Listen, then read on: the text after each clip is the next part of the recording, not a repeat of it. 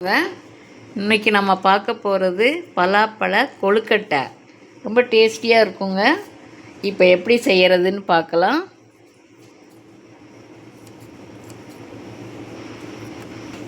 உரிச்சு போட்டுட்டோங்க. இதுக்கு ஒரு கப் அளவுக்கு வெல்லம் போட்டுக்கலாம். கரும்பு சர்க்கரை தான் போடுறேங்க. இப்போ இதில் ஒரு ஏலக்காய் ஒரு 3 போட்டுக்கிறேன். இந்த சுக்கு ஒரு பீஸ் போட்டுக்கிறேன். இதை லைட்டாக தட்டி போட்டுக்கலாம். ஏலக்காய் போட்டாச்சுங்க. இதை கொஞ்சம் நைஸாக அரைச்சிட்டு வந்துக்கலாம். இப்போ அரைச்சிட்டு வந்துட்டோங்க. இப்போ இதில் ஒரு பாத்திரத்தில் மாற்றிக்கலாம்.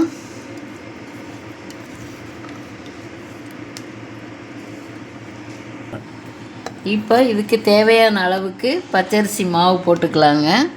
கொழுக்கட்டை பிடிக்கிற அளவுக்கு எவ்வளோ பிடிக்குதோ அவ்வளோ போட்டுக்கலாம். போட்டு நல்லா பிசைஞ்சிக்கலாம். இருங்க, பிசைஞ்சது பார்க்கலாம்.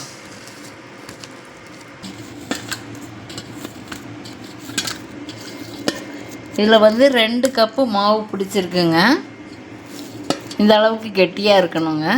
இப்போ கொஞ்சம் கொஞ்சமாக எடுத்து நம்ம கொழுக்கட்டைகளை பிடிச்சி வைக்கலாம்.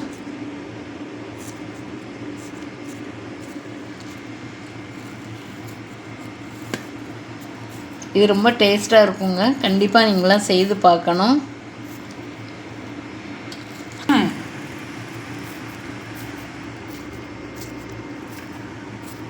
புட்டு கொழுக்கட்டை எல்லாமே வாழை இலையில் வேக வச்சாதாங்க நல்ல வாசனையாக இருக்கும்.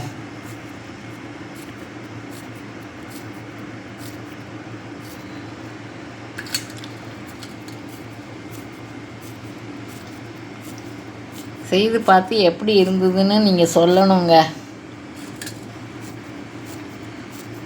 இருங்க, இப்போ தண்ணி காஞ்சிட்ருக்கு. போய் நம்ம வச்சிடலாம் அடுப்பில்.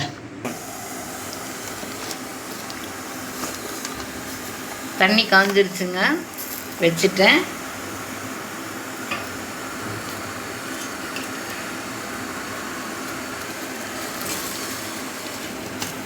கொஞ்சம் நேரம் வேகட்டுங்க.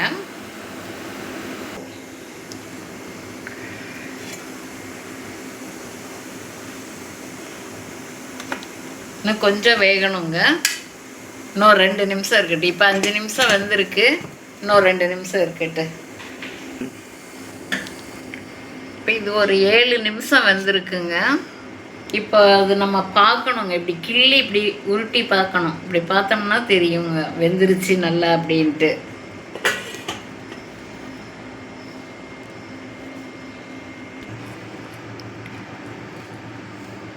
நல்லா இருக்குங்க. நல்ல வாசனையாக இருக்குது. வீடே நல்ல வாசனையாகிருச்சு. சூப்பராக வெந்திருக்கு. நல்லா இருக்குது. இது செய்கிறதுக்கு ஒரு 10 நிமிஷம் 15 நிமிஷம் தேவைப்படுங்க. அவ்வளோதான். நீங்களும் செய்து பாருங்கள். எப்படி இருந்ததுன்னு சொல்லுங்கள். நன்றி.